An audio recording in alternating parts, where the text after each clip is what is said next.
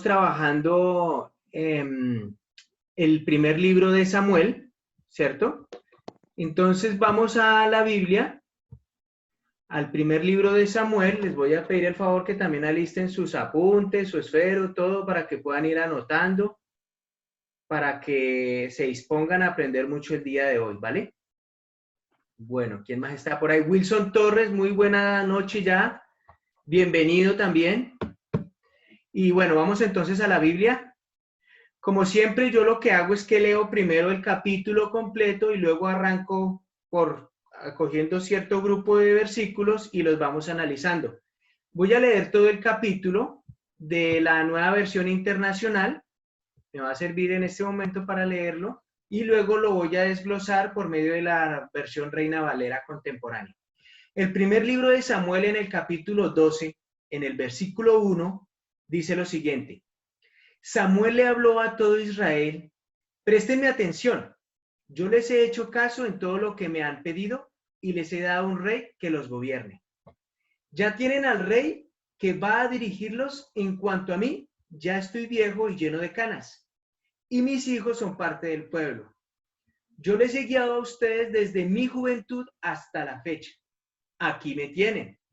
¿Pueden acusarme en la presencia del Señor y de su ungido? ¿A quién le he robado un buey o un asno? ¿A quién he defraudado? ¿A quién he oprimido? ¿Por quién me he dejado sobornar? Acúsenme y pagaré lo que corresponda. Versículo 4. No nos has defraudado, respondieron. Tampoco nos has oprimido ni le has robado nada a nadie. Samuel insistió: que el Señor y su ungido sean hoy testigos de que ustedes no me han hallado culpable de nada. Que lo sean, fue la respuesta del pueblo. Versículo 6. Además Samuel les dijo: testigo es el Señor que escogió a Moisés y a Aarón para sacar de Egipto a los antepasados de ustedes. Y ahora préstenme atención. El Señor los ha colmado de beneficios a ustedes y a sus antepasados, pero yo tengo una querella contra ustedes. Versículo 8. Después de que Jacob entró en Egipto, sus descendientes clamaron al Señor. Entonces el Señor envió a Moisés y a Aarón para sacarlos de Egipto y establecerlos en este lugar. Pero como se olvidaron de su Señor y Dios, Él los entregó al poder de Sísara, comandante del ejército de Hazor, y al poder de los filisteos y del rey de Moab, y ellos les hicieron la guerra. Versículo 10.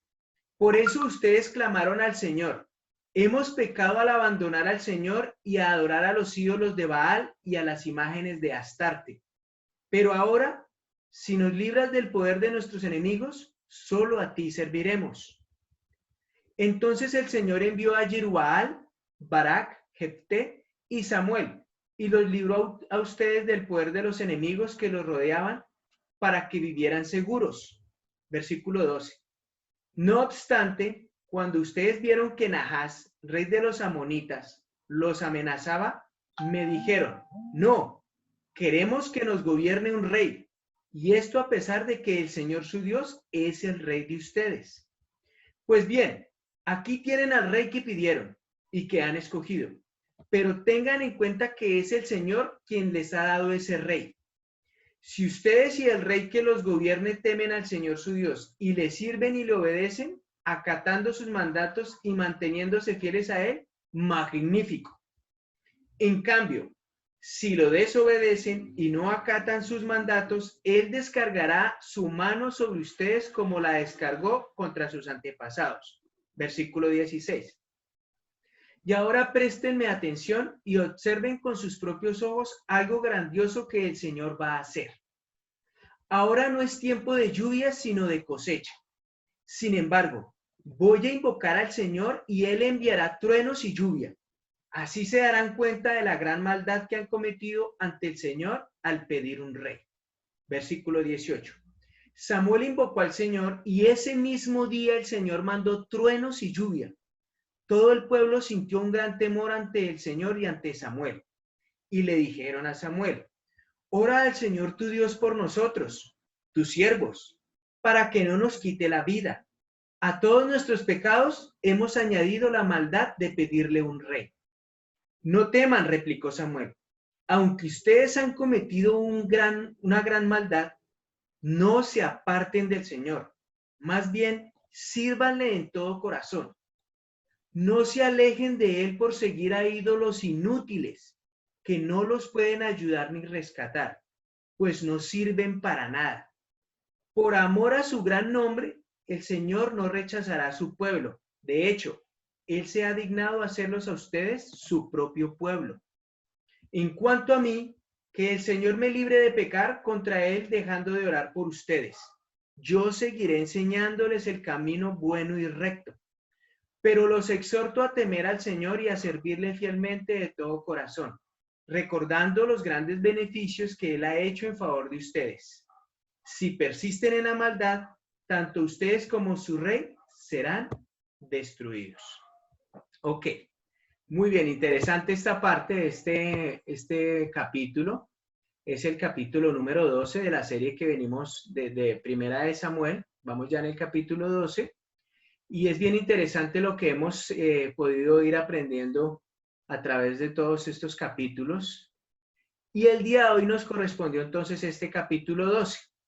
Vamos a iniciar de la siguiente manera. Vamos a analizar los primeros 3 versículos. Para eso voy a utilizar, como les dije, una Reina Valera contemporánea. ¿Vale? Bueno. Jenny Mejía, buenas noches, bienvenida. ¿Estás en Facebook? También vi por ahí, me pareció en Zoom, a Liliana Zapata. Ok, sí, ahora más tardecito cuando terminemos podemos saludarnos mejor. Bueno, listo. Entonces vamos a analizar lo siguiente. Primera de Samuel capítulo 12, versículo 1. La Reina Valera contemporánea dice, Samuel reunió a todos los israelitas y les dijo, he oído atentamente todo lo que me han dicho y les he puesto un rey. Aquí lo tienen, ante sus ojos. Yo ya estoy viejo y lleno de canas y he convivido entre ustedes desde mi juventud, pero mis hijos viven entre ustedes. Aquí me tienen. Acúsenme de algo ante el Señor y ante su rey. Díganme si acaso he robado el buey o el asno de alguien, o si he hablado mal de alguien, si lo he ofendido o si alguien me ha sobornado para cometer injusticia a su favor. Hablen y yo haré la restitución. Samuel aquí prácticamente se está despidiendo de su labor de juez y de caudillo. De hecho, Samuel fue el último de los jueces que tuvo Israel antes de que llegara su primer rey. Y también fue caudillo de alguna manera, pero aún siguió sirviendo al pueblo como sacerdote y como profeta, después de que entregó ese liderazgo.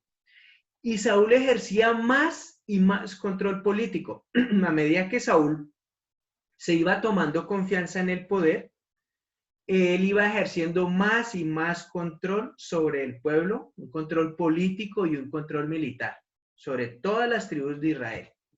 Y en este discurso de despedida de Samuel, les pidió a los israelitas que señalaran cualquier equivocación que hubiera cometido durante su periodo como juez. Con esa actitud, Samuel les estaba recordando que podían confiar en que él diría la verdad. Además, les estaba recordando que la idea de tener un rey había sido del pueblo, no de él. Y eso lo dejó bien claro. Samuel lo dejó bien claro. Para que así el pueblo no pudiera culparlo a él o a Dios, ¿sí? Cuando los castigara por su actitud egoísta, porque pues realmente, sabiendo que Dios era su rey, al haber pedido un rey humano, estaban siendo egoístas y estaban siendo necios. Pero más adelante nos vamos a dar cuenta que Dios aún sigue siendo muy compasivo con este pueblo. En el versículo 4 dice, todos dijeron, nunca nos has calumniado ni ofendido, tampoco has robado nada a nadie. Y Samuel respondió, el Señor y su ungido son testigos de que han declarado no haber hallado en mí ninguna falta. Y ellos respondieron, somos testigos de eso. Entonces Samuel dijo al pueblo, testigo es también el Señor, quien eligió a Moisés y a Aarón y que sacó de Egipto a los antepasados de ustedes. Ahora les pido que me escuchen con atención porque les voy a relatar lo que el Señor ha hecho para librarlos a ustedes y a sus padres de todos los peligros. Y aquí entonces Samuel entra a hacer un breve relato de lo que le pasó al pueblo de Israel desde que lo sacó de Egipto, cuando ellos clamaron. Pero es curioso porque cuando uno mira ya en Éxodo, ¿cierto? Que el pueblo clama por la esclavitud que estaban sometidos a esclavitud en Egipto y claman a Dios por liberarlos, ¿cierto? Y Dios escoge a Moisés y a Aarón para poderlos sacar de Egipto. Y ya cuando Dios los saca, por medio de Moisés y Aarón, y en el camino les muestra tantas maravillas como haber dividido el mar en dos para que pudieran pasar en lo seco y luego se regresó el mar para ahogar a todos los soldados egipcios y aún así todavía les hizo brotar agua de una piedra, les dio pan del cielo, les dio carne en el desierto, ¿verdad? Y el pueblo ya estando libre de Egipto, empiezan a reclamar que hubiera sido mejor haberse quedado en Egipto. Entonces uno queda como, pues no entiendo. Primero rogaban porque los sacaran de Egipto. Y cuando los sacaron, entonces ya como que extrañaron su pasado, extrañaron su vida antigua en Egipto, su vida pecadora, porque el hecho de estar en Egipto era algo abominable porque los egipcios eran muy idólatras, ellos tenían muchos ídolos y al parecer el pueblo de Israel había adoptado esa cultura de esos dioses. De hecho, ya se habían olvidado de Dios y de alguna manera algunos se acordaban de él y por eso pidieron que lo sacaran de esa esclavitud. Y habiéndolo sacado y ya estando libres, querían regresar. Me hace pensar a veces cuando nosotros nos bautizamos, no sé ustedes, pero en mi caso hubo una época de mi vida, como 3 años después de haberme bautizado, que tuve ese deseo de volver, que fui tan necio que yo quería nuevamente volver a ese Egipto, o sea, a ese pasado pecador y lleno de tanta maldad y tanta esclavitud, muerto, porque realmente uno antes de ser cristiano vive muerto en el pecado, ¿verdad? Y es algo que no sé por qué está en nuestra naturaleza humana. O sea, somos tan débiles y nos rendimos tan fácil ante nuestros propios deseos y ante nuestras propias, no sé, como ante esa naturaleza humana que nos reclama y nos llama, ¿no? Y el versículo 8 de este primer libro de Samuel en el capítulo 12, el versículo 8 dice, después de que Jacob entró en Egipto, los antepasados de ustedes eran oprimidos y clamaron al Señor y Él les envió a Moisés y a Aarón. Y ellos los sacaron de Egipto y los hicieron habitar en este lugar.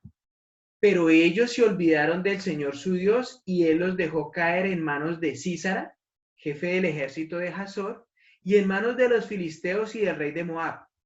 Todos ellos pelearon contra los israelitas.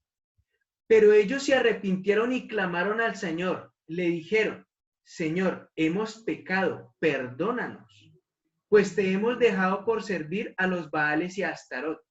Ahora líbranos del poder de nuestros enemigos y te serviremos, dijeron en ese entonces. Entonces el Señor envió a Jerubbaal, a Barak, a Jefté y a mí, Samuel, y los libró del poder de todos los enemigos que los rodeaban para que vivieran tranquilos.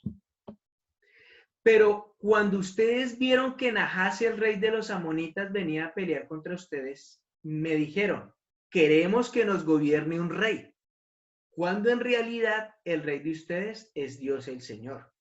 Y ya los había librado. Desde que los sacó de Egipto, Dios siempre estuvo con ellos a su lado. De hecho, después de que los sacó de Egipto, Dios caminaba con ellos en forma de una columna de humo que iba al frente, atrás, perdón, no, al frente iba, una columna de humo que iba al frente de ellos en el día y como una columna de fuego que iba detrás de ellos en la noche, porque aún en la noche a veces también caminaban.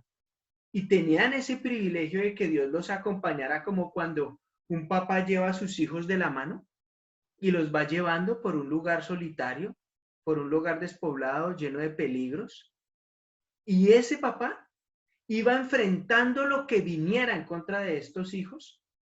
Y eso lo pueden ver ustedes ahí cuando leen Éxodo, Deuteronomio y Jueces y todo.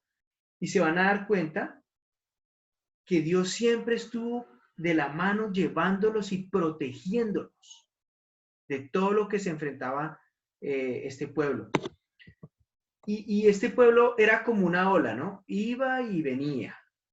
Por ratos estaba fiel sirviendo a Dios y por otros ratos servían a otros dioses. Y es clara la conducta intachable de Samuel en esta escritura cuando él hace esas preguntas de que a quién le he robado, o a quién le he quitado, o a quién he defraudado. Es clara la conducta intachable de Samuel, a diferencia del primer hombre que analizamos cuando empezamos este libro de Samuel. El primer hombre que analizamos en el capítulo 1 del primer libro de este libro de Samuel fue a Elí. Y nos dimos cuenta cómo fue un sacerdote negligente, que no supo educar ni disciplinar a sus hijos y que no supo hacer su labor de profeta y de sacerdote de Dios, ¿cierto? Pero aquí vemos un hombre como Samuel, intachable, recto. Samuel, quien estuvo al servicio de Dios y del pueblo desde que era niño, porque acuérdense cuando vimos ahí en el primer capítulo de Samuel, la mamá lo entregó al servicio de Dios como a los 12 años, más o menos, era un niño. Y a esa edad empezó a servir Samuel. Y a esa edad se le empezó a presentar Dios. Acuérdense que estaba dormido Samuel una noche y Dios le dijo, Samuel, Samuel. Y entonces Samuel dijo, heme aquí, Señor. Y se fue rápido hasta donde estaba Elí y le dijo, ¿por qué me llamaste? Y Elí le dijo, no, no te he llamado, ve y duérmete. Y así pasó 3 veces hasta que Elí le dijo, ¿sabes qué? Si te vuelven a decir eso, di, aquí estoy, Señor. Y en la cuarta ya, cuando escuchó Samuel y dijo, aquí estoy, Señor, y Dios le cuenta lo que va a hacer con Elí. Acuérdense de eso, que le dice a Elí que va a ser desterrado toda su familia del sacerdocio, que no va a quedar ni un solo varón, que eso lo vamos a ver más adelante en el segundo libro de Samuel, que no queda, definitivamente la familia de Elí queda completamente destruida del sacerdocio y del servicio a Dios, precisamente por esa negligencia en su trabajo y en su servicio a Dios. Y entonces este muchacho y este hombre, Samuel, estuvo más o menos aproximadamente, pues desde los 12 años, y aquí ya está anciano, y nadie puede tacharlo de nada impropio, nadie puede condenarlo de nada malo al hombre. Y por esa razón, me parece a mí, o sea, o yo analizo en la escritura, que es tan extraño que los hijos de Samuel hayan sido malos, porque lo que veo yo en Samuel es que les dio un buen ejemplo, ¿sí? Pero bueno, para eso es el libre albedrío. Y al parecer los hijos de Samuel, aunque el papá fue un hombre intachable y les dio un ejemplo correcto, ellos escogieron. Ellos escogieron el camino que mejor les pareció, aunque ese camino llegue a causar dolor y pena, los hijos de Samuel al parecer decidieron el camino incorrecto. En los versículos 6 al 12 de este capítulo 12, lo que hacen es repasar históricamente la fidelidad de Dios para librar y guiar al pueblo en todos sus problemas y en todas las situaciones que le pasaban y que había tenido. Dios había sido mejor que un rey para ellos por todos esos siglos que estuvo acompañándoles desde que los sacó de Egipto. Había sido un padre más que un rey. Había sido un amigo más que un rey. Entonces la elección de un rey humano realmente fue un acto de rebeldía que ellos cometieron contra Dios, un acto de necedad y de falta de confianza en Dios. Con eso no pueden acusar de malversación ni a Samuel ni a Dios, porque fueron ellos los que decidieron tener a un rey humano y su primer rey fue Saúl. ¿Sí? Y más adelante vamos a ver cómo Saúl se tuerce Y en las escrituras que estamos leyendo, de hecho, les dice, mire, si ustedes se comportan, a pesar de que pidieron un rey humano, pero si ustedes se comportan bien y obedecen los mandamientos de Dios, Dios va a estar con ustedes y con su rey, si ustedes y su rey no se apartan de los mandatos de Dios. Pero más adelante vamos a darnos cuenta que no fue así.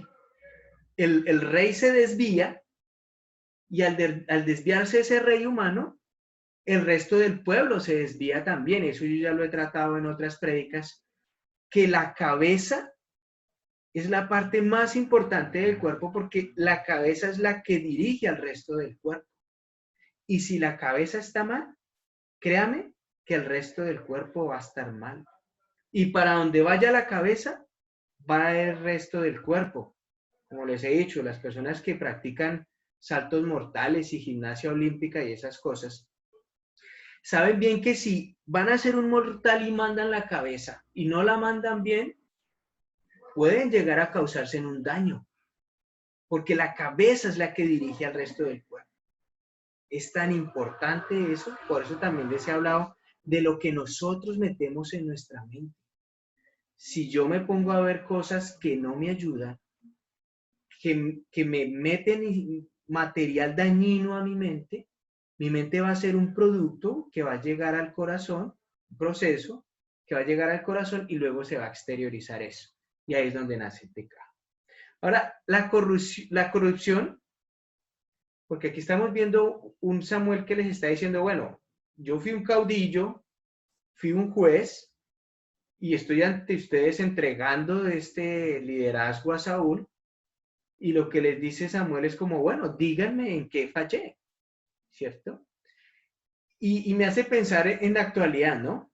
Y uno prende las noticias y sea del país que sea, no podemos decir que solamente de Colombia, pero uno ve en manos del poder político la corrupción, ¿no?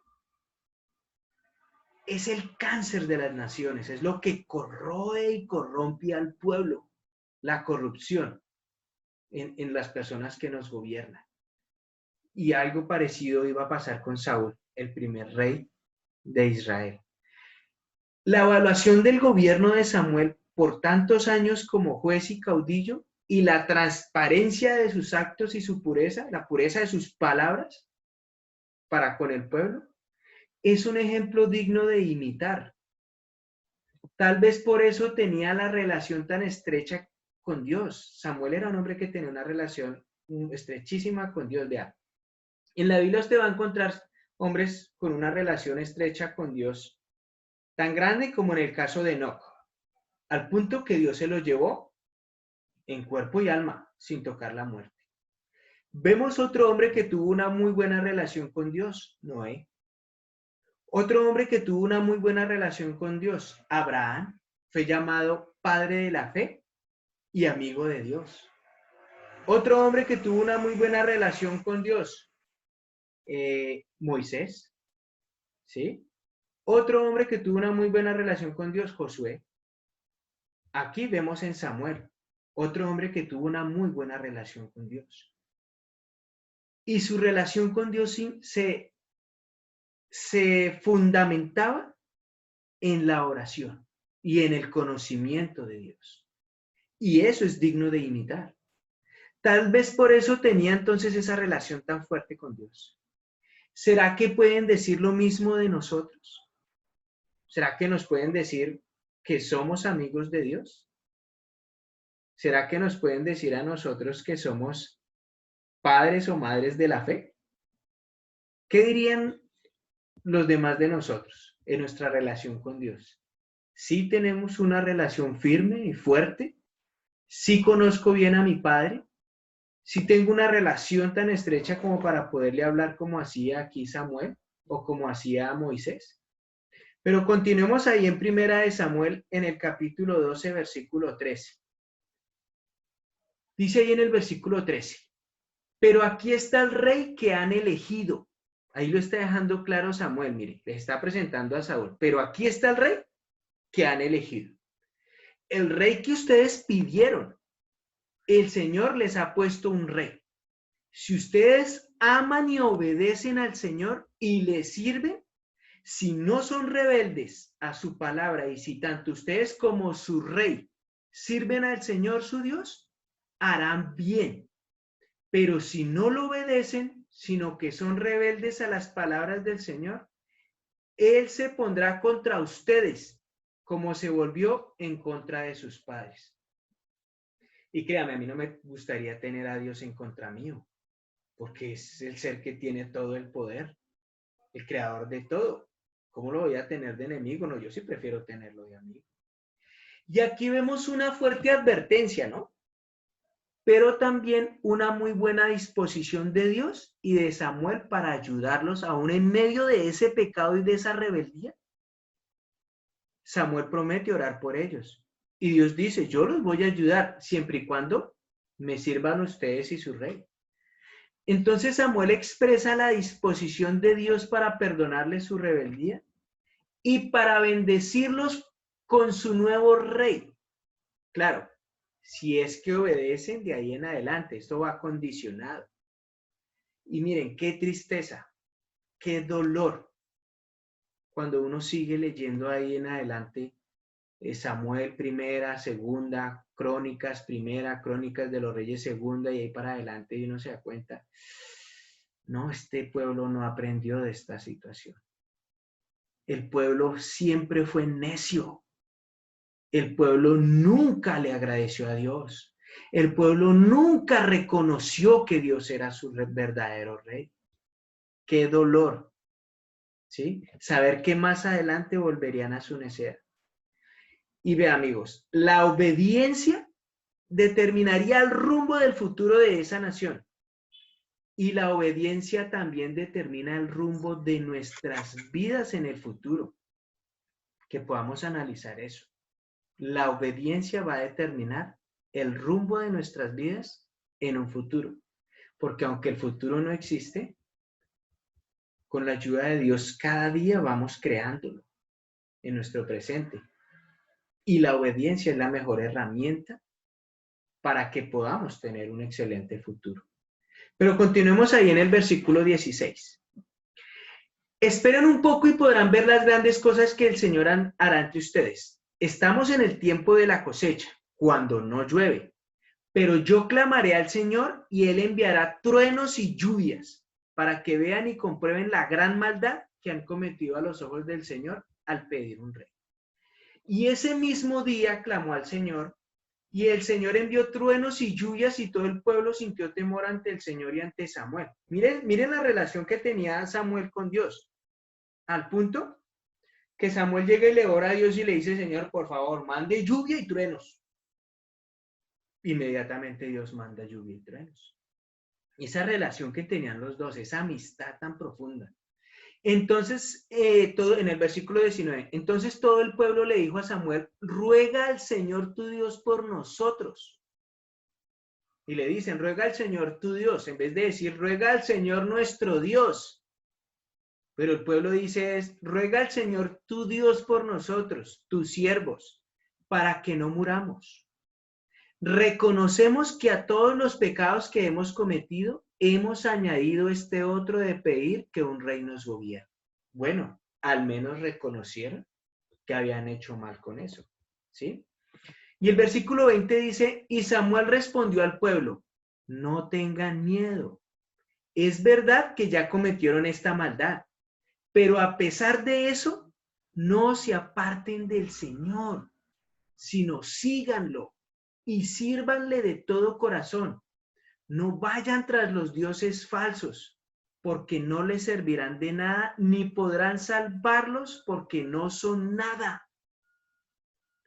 El Señor no desamparará a su pueblo, porque grande es su nombre, y Él los escogió para que fueran su pueblo. Lejos estará de mí pecar contra el Señor, dejando de rogar por ustedes. Al contrario, me comprometo a instruirlos en el camino bueno y recto. Si dan cuenta, Samuel aún se ofrece a seguirlos guiando, aunque ya no era el caudillo ni el juez, y a seguir orando por ellos. Y ahí para ir terminando dice, con tal de que ustedes teman al Señor y en verdad le sirvan de todo corazón, recuerden todo lo que Él ha hecho en favor de ustedes. Pero si insisten en hacer lo malo, tanto ustedes como su rey perecerán. Y más adelante veremos qué pasó con eso. Pero ya les había contado que la muerte de su primer rey fue una muerte indigna, fue una muerte muy triste, fue una muerte dolorosa, ¿sí? Para ir concluyendo, el versículo 16 dice, inicia anunciando una muestra del poder de Dios. Y él haría por la mano de Samuel. Hizo una maravilla. Hizo llover en tiempo de la siega o de la cosecha del trigo. Y esto era una cosa grave. Era como una especie de castigo y les voy a contar por qué. El trigo se cosechaba como la primera de las 3 grandes siembras del año. La primera de las 3 grandes siembras del año para el pueblo de Israel, que era un pueblo más que todo agricultor. Su economía se basaba en la agricultura. Se daba más o menos esta cosecha entre mediados de mayo hasta mediados de junio. Era una temporada seca en Israel, una temporada de verano. Ni una gota de lluvia. Un aguacero en ese tiempo de cosecha podría dañar el trigo. Y nuevamente vemos la estrecha comunión que tenía Samuel con Dios, la cual se manifiesta al invocar a Dios y que caigan truenos y lluvia. En una época invernal como la que estamos viviendo aquí en Colombia, estas cosas producirían mucho gozo. De hecho, yo soy de las personas que cuando estamos como en febrero, yo empiezo a rogarle a Dios, Señor, por favor, que llueva, porque aquí en los llanos orientales, para febrero y marzo ya los animales se mueren de la sed, el agua es escasa, sufrimos por agua. Aquí en verano es difícil, en los llanos orientales es una cosa muy complicada que yo cuando ya va llegando finales de febrero, digo, Señor, por favor, que llueva pronto, porque uno empieza a ver mucha muerte. Para mí el verano trae muerte, mientras que el invierno, a pesar de que a causa del hombre a veces se desbordan los ríos y causa tragedias, pero yo prefiero que haya, el agua es vida. Por eso es que uno se bautiza en agua, porque ella representa la vida, ¿sí? Y aquí en Colombia, eso que les pasó de los truenos y la lluvia, pues eso produciría mucho gozo y muchas acciones de gracias. Pero con el trigo, en ese momento, de en grano lleno, a punto de cosechar, eso constituía un peligro y un castigo para la economía de esa nación, porque podían perder todas sus cosechas. Entonces la gente tendría que saber que estas cosas solo se producen por la mano de Dios, quien no estaba muy conforme con la decisión del pueblo de tener un rey. Entonces produjo un temor en el pueblo. En hebreo hay 7 palabras que traducen temor. Algunas de ellas dan la idea de timidez, otras dan la idea de dolor, dolor tembloroso, otras dan una idea destacada como la del horror. Pero la palabra usada aquí, en esta escritura, tiene el significado de tomar en serio. Cuando ellos dicen y sintieron temor, es que por fin están tomando en serio a Dios. Dios les había llamado la atención fuertemente en ese momento con truenos y lluvia. Y ahí sí le comenzaron a tomar en serio. Pero para que no fueran vencidos por su pánico y su miedo y su terror, por eso es que ahí en el versículo 20 Samuel les dice, no teman, no teman. Desde que hagan las cosas bien, no teman. Habían tomado muy a pecho su maldad y su culpa hasta pensar que Dios no los escucharía más. Y eso a veces pasa con nosotros los cristianos, que sentimos tanta culpa con nuestro pecado, que a veces creemos que Dios no nos va a escuchar. Y es falso, Dios siempre está dispuesto a escucharnos. Desde que nosotros tengamos un corazón arrepentido, Dios siempre está dispuesto a escucharnos. Por eso rogaban a Samuel que orara a Dios, es decir, al Dios que solo a él escucharía, a Samuel. Porque al parecer el único que tenía una profunda relación con Dios en ese pueblo era Samuel. Y ante esa expresión del reconocimiento de sus pecados, reconocieron su pecado, Samuel les está asegurando que Dios todavía los ama y que los considera su pueblo. Mire, Samuel es un ejemplo muy sobresaliente de un hombre de oración. Por esa razón es que 450 años después Jeremías lo recuerda. Ahí en Jeremías capítulo 15, versículo 1. Jeremías 15:1. Dice ahí en Jeremías 15:1, el Señor me dijo, aun si Moisés y Samuel me rogaran en favor de este pueblo, no me movería a compasión. Aléjalos de mi vista, que se vayan de aquí. 450 años después Jeremías estaría citando a Samuel y sus oraciones. ¿Sí? A un pueblo que al parecer, por lo que dice aquí en Jeremías, había sido muy rebelde hasta el punto que Dios dijo, aléjelos de mi vista, que se vayan de aquí, a causa del pecado. Pero Dios no es un Dios quisquilloso ni rencoroso, porque a pesar de esto que vemos ahí en Jeremías, más adelante les manda a Jesús el Mesías para rescatarlos. Mira, hay un predicador, o hubo un predicador, Juan Bunyan se llama el hombre, Juan Bunyan o Juan Bunyan, no me acuerdo bien cómo se pronuncia ahí. Pero lo importante es que este predicador de la Iglesia Bautista del siglo XVII dijo lo siguiente, escuchen bien, el hombre dijo, la oración aparta al hombre del pecado, o el pecado le apartará de la oración. La oración es un escudo para el alma, un sacrificio para Dios y un azote para Satanás. Eso dijo este predicador. La oración es un escudo para el alma, un sacrificio para Dios y un azote para Satanás. Entonces, para que lo tengan en cuenta, cada vez que ustedes oran, recuerden que esa oración es un escudo que los va a fortalecer en su alma, que va a ser algo que va a agradar a Dios y adicional que va a ser un azote para Satanás, para los ataques y las acechanzas que tiene contra ustedes.